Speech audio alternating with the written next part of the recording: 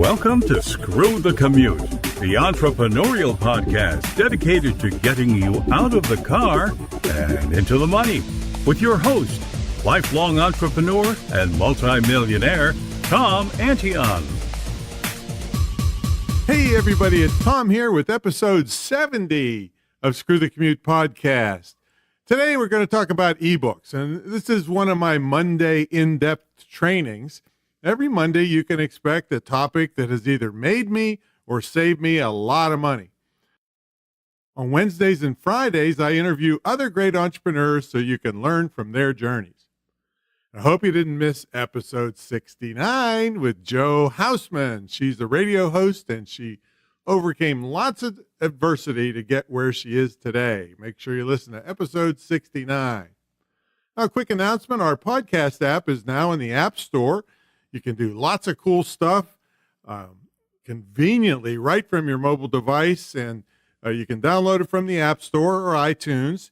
And we will have instructions in case you want to learn all the advanced features of it on screwthecommute.com. So you can check that out and download that now.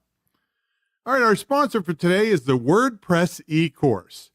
You can learn to make world-class websites for $20 or less and save yourself thousands of dollars in web creation and maintenance fees. Plus, you get to talk to my tech staff if you need help getting started. So check it out at greatinternetmarketing.com/WordPress e-course. greatinternetmarketing.com/WordPress e-course. And of course, that'll be in the show notes. All right, let's get to the main event. Ebooks or electronic books. I've been selling them since around 2001, and I've made a literal fortune doing so. I mean, ebooks are 97% profit. I mean, what other legal product has that much profit, right? I mean, I half jokingly say you have to be a moron to not be able to make money with a product that has 97% profit.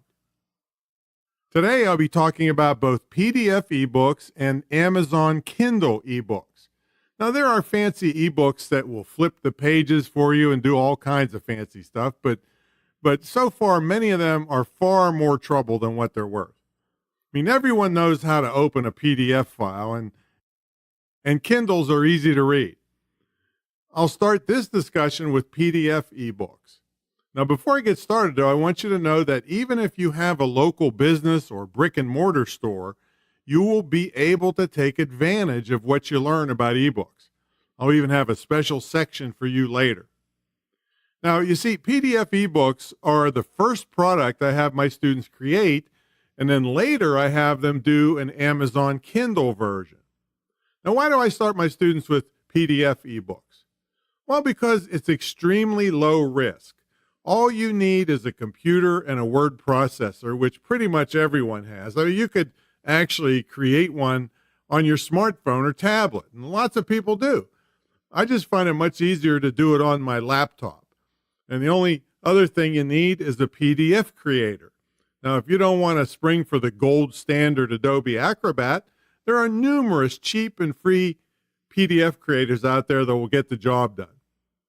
I actually have one PDF ebook that is given away for free and has brought in $3.5 million so far, and still brings in anywhere from $7,000 to $15,000 per month.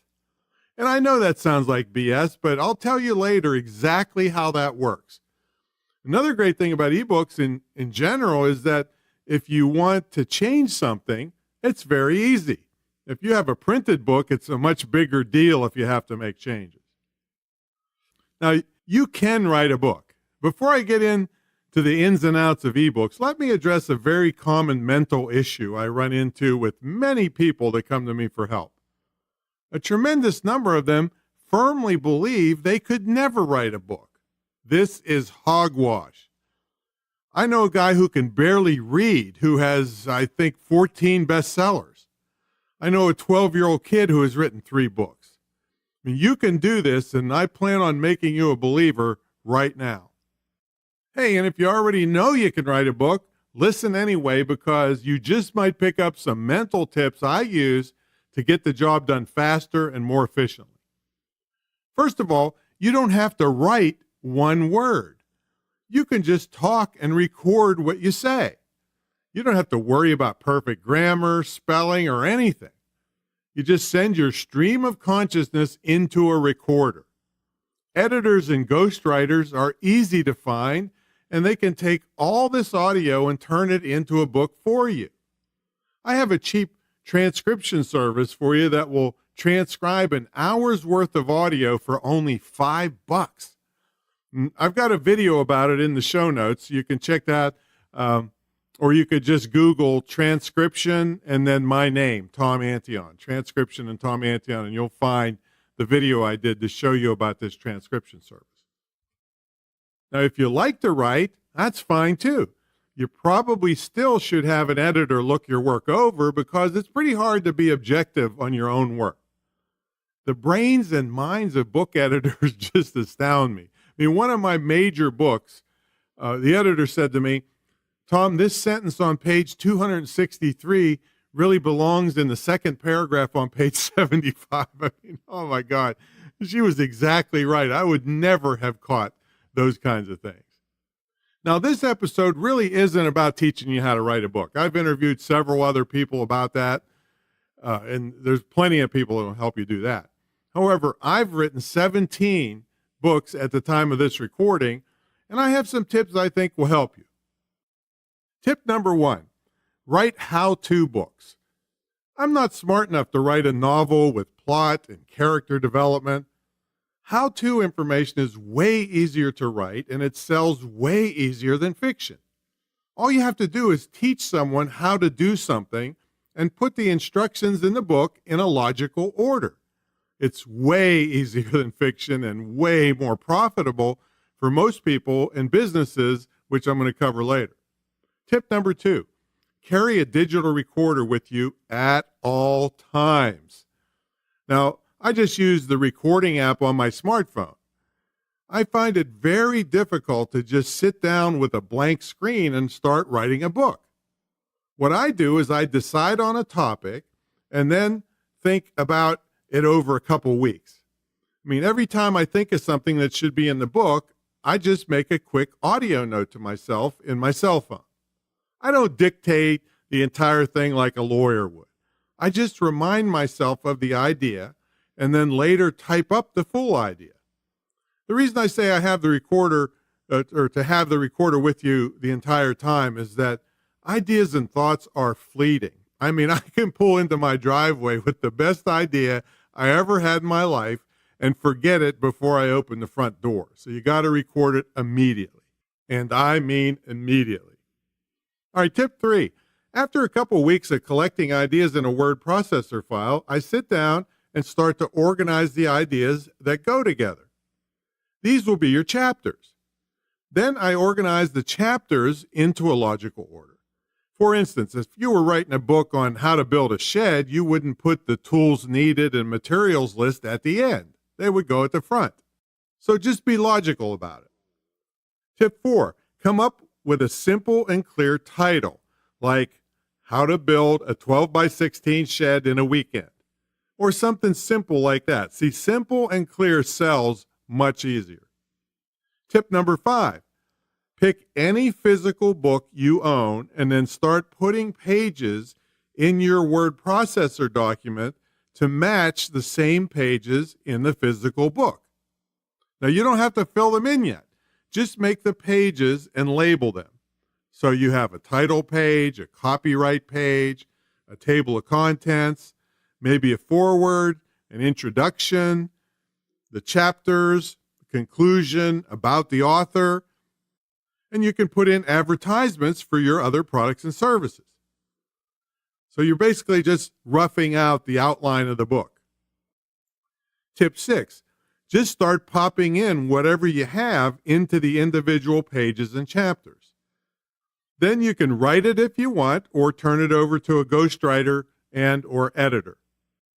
Tip 7, get ebook covers and graphics made. Now, there are computer programs that help you make them yourself, or you can get someone to make it for you. The cover is actually just an advertisement you put on your website or Amazon to show that it's a book. Now, it's better to have more than one cover. You can have a fancier 3D looking cover for your website and a flat cover, which is what is required by Amazon's Kindle. You want graphics and pictures that are to be in the book or on a website for that matter, to be low resolution, typically 72 dots per inch. That's known as DPI. Now, this doesn't mean they will look bad. It just means that all a typical screen can display is 72 dots per inch. If you put high resolution graphics, and they're typically 300 dots per inch, the graphic won't look any better. It will just make the page load slower, and you don't want that. All right, tip 8. Decide what you want to promote in the book.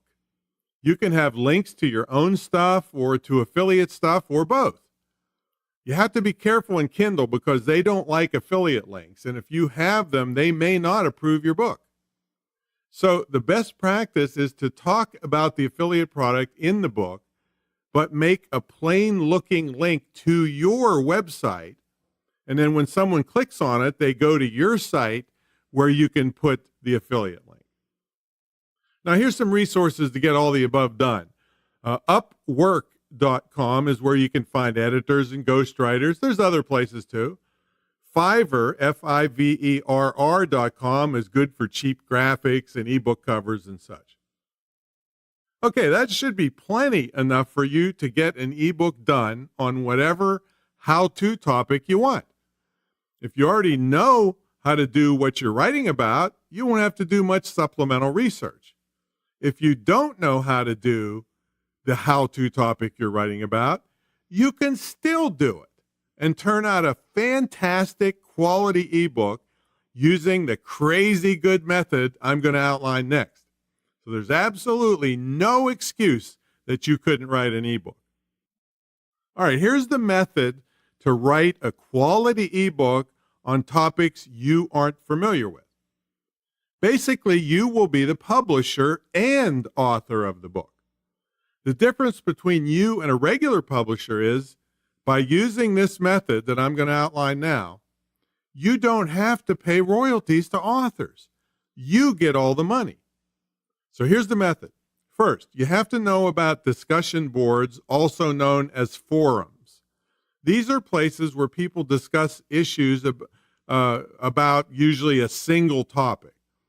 There are discussion boards on just about every topic on earth, and you can find them online by simply doing a Google search for the topic plus the term discussion board or plus the term forum, F-O-R-U-M.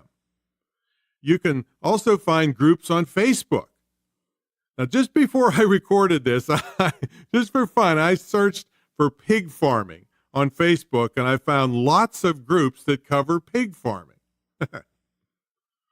Anyway, when you identify one of these discussion boards, they usually list the person making a comment or answering a question on the left-hand side of the page, and frequently they show how many posts that person has. Some discussion boards even call you a senior member or something like that after you've made so many comments or answered so many questions.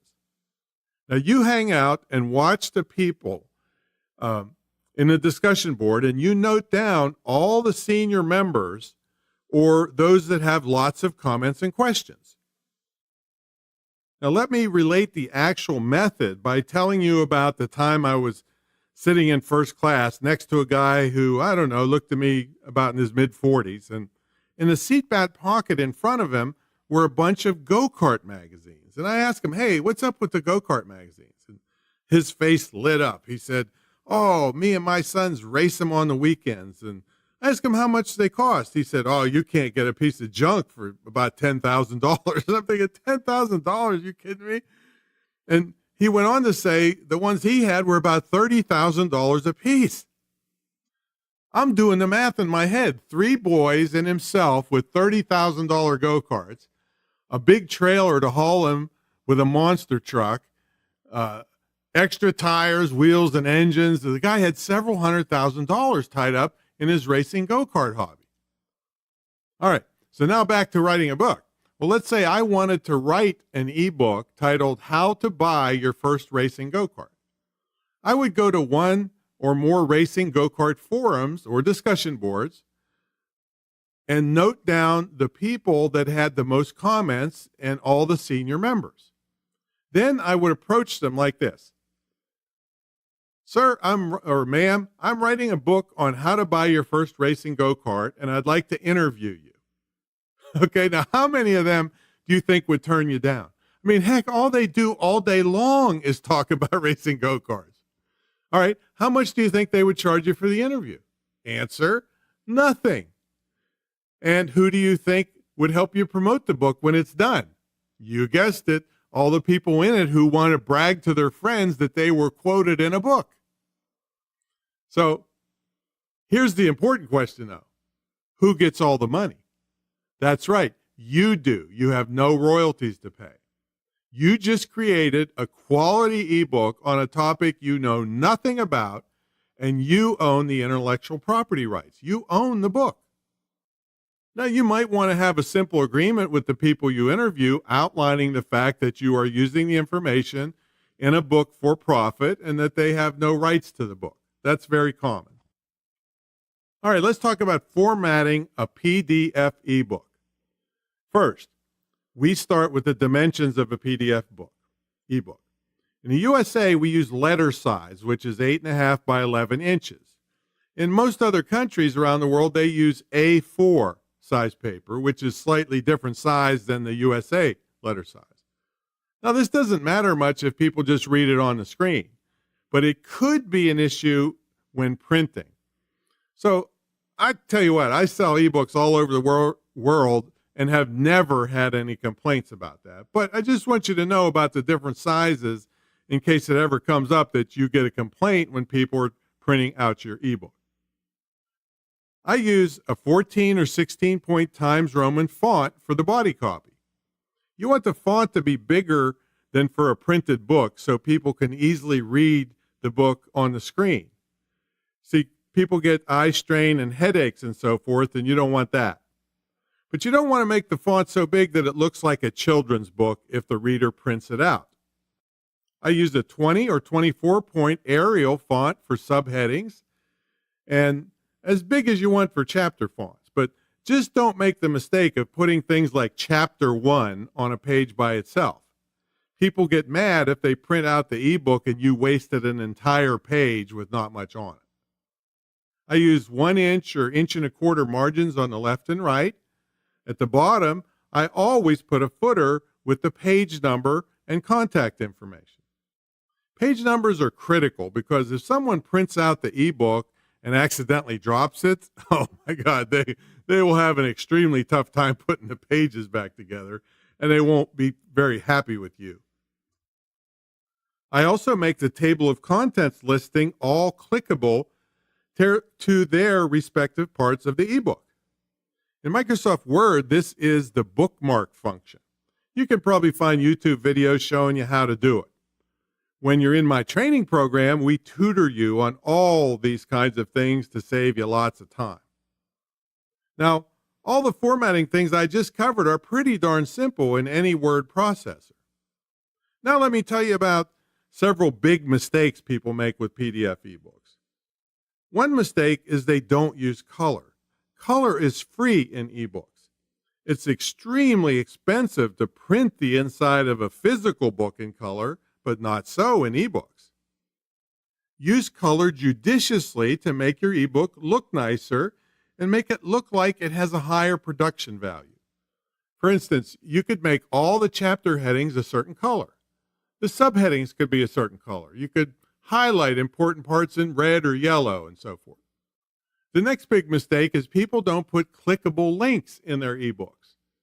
These links could be to their own products and services or to affiliate products and services. The best practice to make sure the links are clickable is to use the entire http://www, so forth, and then you must leave a space at the end. Don't put a comma, don't put a period, it must be a space. No website link has a comma or period at the end. so the link wouldn't be recognized as clickable. So don't take a chance on this. You want to make sure the links in your ebooks are clickable.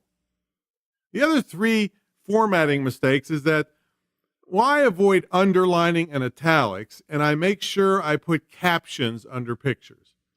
Underlining on a screen sends the message that the underlined item is clickable. Well, when your underlined text is not clickable because all you did was underline it, people think there is something wrong with your ebook, and you don't want them thinking that. I also don't use italics. Italics can look really bad depending on the size and screen resolution, so I just avoid this. If a book title or something is there, I just put quotation marks around it, and I don't use italics. All right, what can you do with PDF ebooks? And remember, we're going to get to Kindle ebooks later. What most people think of when they think of writing a book is that they can sell it. Well, you certainly can, but there's much more that you can do with it. But first, I'll go ahead and talk about selling your ebook for cash flow. PDF ebooks on how-to topics sell for as much or even more than printed books. One big benefit of ebooks is the fact that they are immediately deliverable. You can locate, purchase, and be reading an ebook in less than 5 minutes. This immediacy has a great value to people. The book can be actually less substantial than a printed book on the same subject and still command the same price because it's delivered exactly when someone needs it. You want to keep this in mind when thinking about topics for your ebooks. Anything that has immediacy or pain involved sells easily. Examples from my collection are my eulogy and wedding ebooks. The funeral is going to happen whether the person is ready to speak or not. They most likely are in pain from their loss. The eulogy ebook helps them get through a very trying time. Now, the wedding speech and wedding toast books, they're frequently bought by guys drunk at the bachelor party who at the last minute realize they have to say something the next day at the wedding, and they'll look like an idiot forever on video if they mess it up. So they buy my books. And we sell quite a few also to the brides who know the best man and the fathers are going to screw things up and be half drunk, so they give them a copy. And talk about pain. I did over 1,000 tennis serves one month, and one day I woke up and my hand was tingling. I Googled it, and it looked like I had blown out one of my cervical vertebrae. I was freaking out, thinking I wouldn't be able to play tennis anymore. Without hesitation, I bought a $97 ebook specifically to cure that problem, and it did. So, you can sell ebooks for cash flow alone on any topic you can think of. That somebody wants, of course. I'm just saying topics that have urgency and pain sell easier. And heck, I've bought ebooks on tennis, dog training, listen to this, bat poop removal, selling t-shirts and jewelry and tons of other things that interest me. My students have written them on elder care, breast health, success, real estate, and hundreds of other topics. Few, if any, of my students have made money selling fiction. I usually tell fiction writers to finance their fiction writing by selling how-to ebooks. You can even put them under a pen name so it doesn't dilute your fiction brand, if that suits you best. All right, let's take a quick break for our sponsor, the WordPress e-course. Now, don't tell me you can't make a website. I had an 82-year-old lady create her own website. Save yourself the money and save yourself unacceptable delays by putting up your own site anytime you want with a tiny investment. Don't get robbed by overpriced web firms. Plus, you can try all kinds of ideas that would be too risky to try if you had to pay thousands for a website. In fact, my eulogy and wedding ebooks wouldn't even exist had I to spend a couple grand on the websites. It would have been too risky. Plus, you get to talk to my tech guys with this course to help you get started. So check it out at greatinternetmarketing.com. Now, I'll tell you what, we'll put it in the show notes. It looks like I have an old link here in the script. So we'll put it in the show notes for you.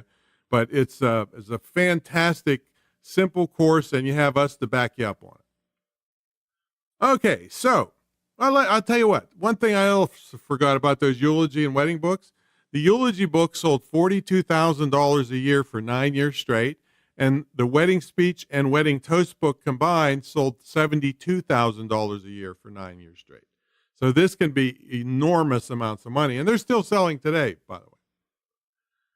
Okay, so you can sell ebooks and just make the money from the sale of the ebook, and of course, minus whatever cost you have in credit card and PayPal fees, plus whatever automatic mechanism you use to deliver your ebooks. And we use and promote kickstartcart.com. It's our shopping cart system. And I covered shopping carts fully in episode 10, so you probably want to go back and listen to that episode if you're serious about selling online. Now, if you just stop here, you're really limiting your potential for making money with your ebooks. You need to have the attitude that the book will lead to other, much more lucrative things. With PDF ebooks, you can have clickable links. These links can lead to other products and services of yours, and in the same book, you can have affiliate links leading to other people's products and services where you get a commission. Truth be told, I make more money from the links in my ebooks than I do from the sale of the ebooks. Now, earlier I told you I made $3.5 million so far on one ebook, and it was a free ebook. Now, I know that sounds like total BS, but let me tell you exactly how that works. The general method is you write a book about the benefits of some tool or service, but the person can't get those benefits, or the reader can't get those benefits, unless they buy the tool or service. It could be your product or an affiliate product. When someone buys the tool or service, you get the money for the sale or you get a commission. Now, if it's a tool or service where they pay monthly or yearly, you get paid over and over again. And over again, I'll throw a couple more overs again because that's what's made all this money. Now, if it happens to be someone else's product, and it pays over and over again, that's called a residual affiliate program. And it's one of the things that also sounds like BS, where I can legitimately say I couldn't stop the money coming into my checking account if I tried. Couldn't stop it. Have to close the accounts and move to Mexico and hide out. But who would do that, right? This money just keeps coming and coming and coming. You promoted it once through your ebook, and the money keeps coming as long as that person stays in the program. So keep your eyes peeled for residual affiliate programs. And Kickstart Cart, by the way, is one of them. All right, now I want as many copies of that ebook to get in the hands of entrepreneurs as I can. That's why I give it away, and you could do the same thing. So that's a free ebook. Another enormous ebook I had over 700 links to various products and services that either I offered or affiliates offered. This ebook cost $97, but I made hundreds of thousands on the other products and services talked about in the book. So you really need to think in terms of how can I give good value in the ebook itself and at the same time lead people to other things that bring me money. This is critical for getting the most out of the time you spend creating your ebooks. Now, you may have heard the term lead magnet. This is something given away for free to get someone to opt into your email list. PDF ebooks are great for this. Of course, when someone gets the ebook, it should give them great value on its own and lead them to other products and services and affiliate links.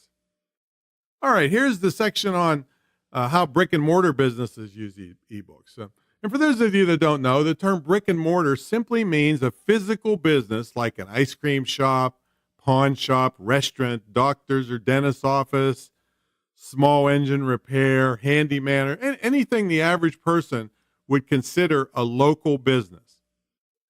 These businesses on the surface appear to be local businesses only, which are limited in their service area and the number of people that could possibly use their service. This severely limits their income. Smart brick and mortar entrepreneurs write ebooks about what they do that can sell around the world, adding a 97% worldwide profit stream to their existing local business. One of the biggest mistakes I see small business owners make is they think if they tell someone how they do their business, that the other person will steal all their business. The reason this is not sound thinking is twofold. One, most people wouldn't lift a finger to do your business if you pretty much gave them the keys to the front door. And two, there are potential billions of people you could sell your ebook to around the world. Now, which do you think would make you the most money? Selling something to a worldwide audience at 97% profit, or slaving away taking care of a limited number of customers with only so many hours in a day in a limited market? Now, if you answered slaving away in a limited market, I don't think you should be allowed to cross the street by yourself.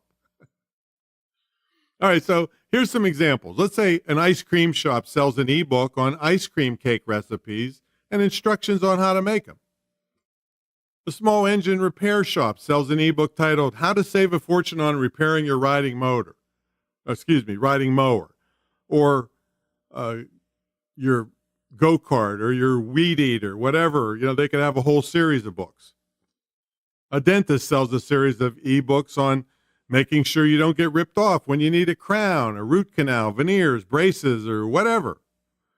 A handyman might write an ebook on how to start a handyman business. Now, you have to think about what you do and teach people how to save money having it done, or learn how to do what you do. Either one will sell. I suggest eventually you will make more money teaching what you do than actually doing. Another thing your ebook will do is it will expand your service area. Depending on the nature of your product or service, when people see you've written a book about it, they perceive you as the expert and will buy from you and have you ship the product. Or they will travel to you because they think you're the best one to provide the service. So they'll either have you ship the product to them from far away that they could maybe get locally because they believe in you because of the ebook, or they'll travel to you to have you do it for them. All right, let's talk about delivering your ebooks. Well, don't worry. I'm going to be getting to the Kindle in a little bit, but now I want to talk to you a little bit of how you handle your PDF books and deliver them when someone buys one from you.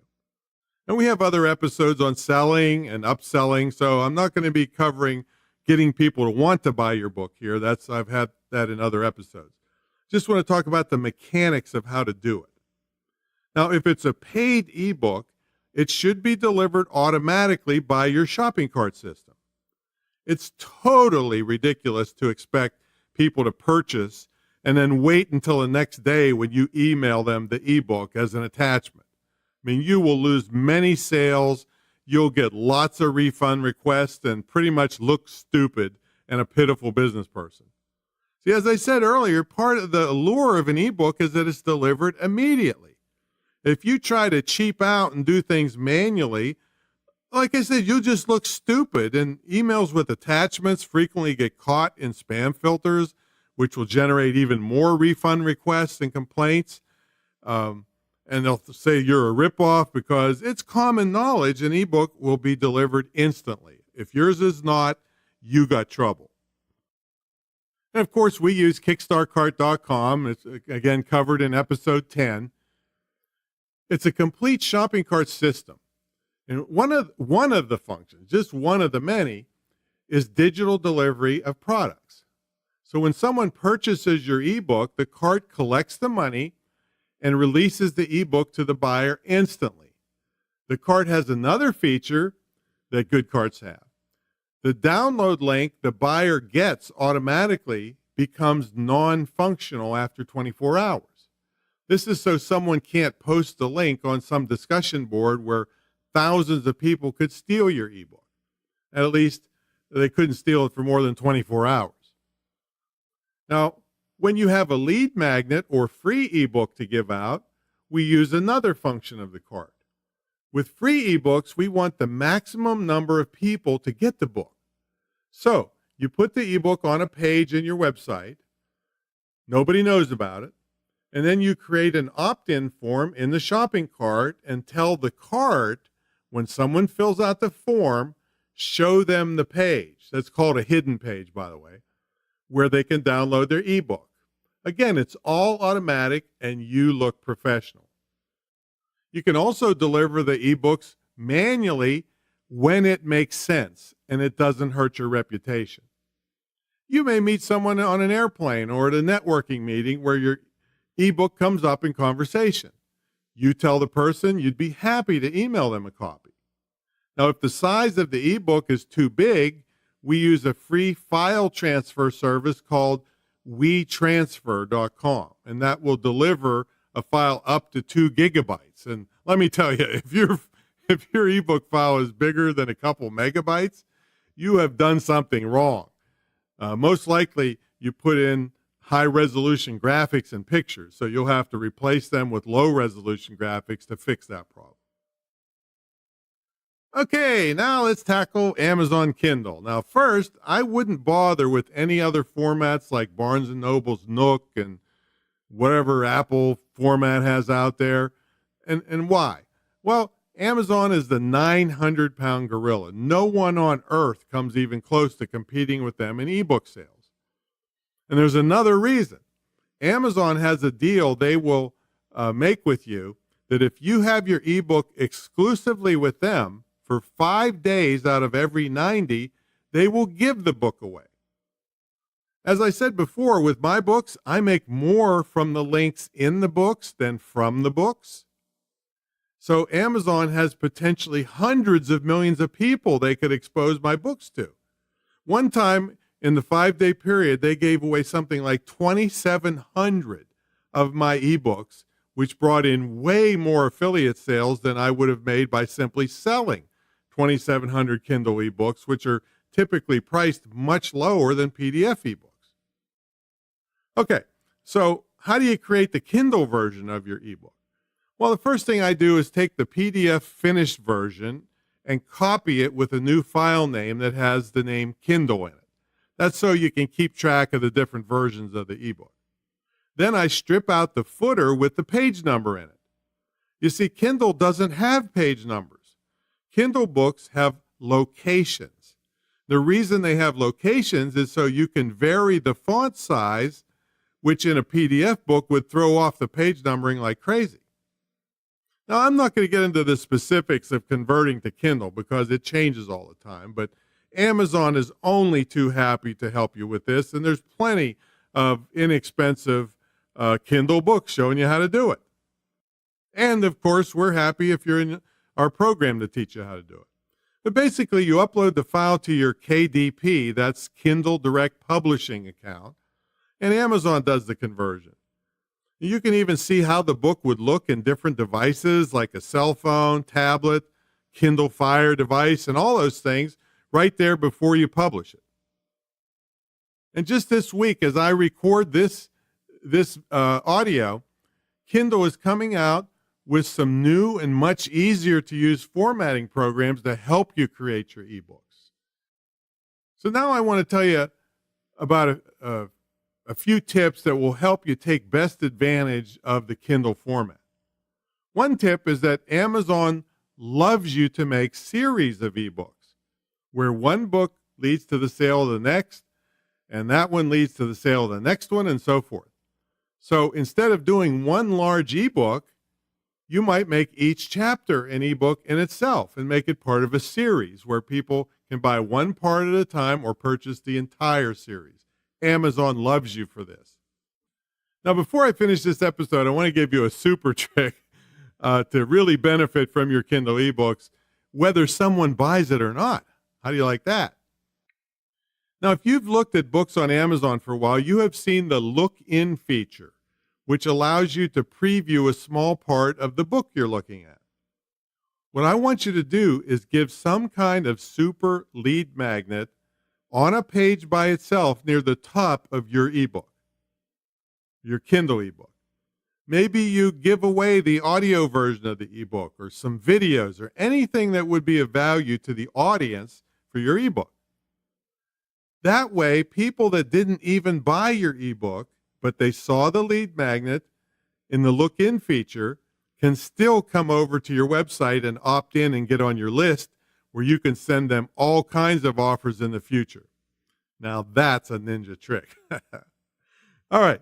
So in conclusion for this episode, I know this was a long recording with lots to absorb, but bottom line, ebooks can really make you lots of money. They're easy to write. And another thing I think I mentioned earlier, they're easy to edit. If something changes in a printed book, you got to throw it away. With an ebook, you simply re-edit, re-upload, and you're good to go. So that's my episode on ebooks. If you want help implementing, my script says implanting. Yeah, I want to implant this in your brain. Implementing these steps and the myriad other details of having a successful online business, myself and my staff of subject matter experts will tutor you and help you one-on-one. So check out my mentor program at greatinternetmarketingtraining.com. And remember, we have a private Facebook group. Check it out at screwthecommute.com/Facebook. screwthecommute.com/Facebook.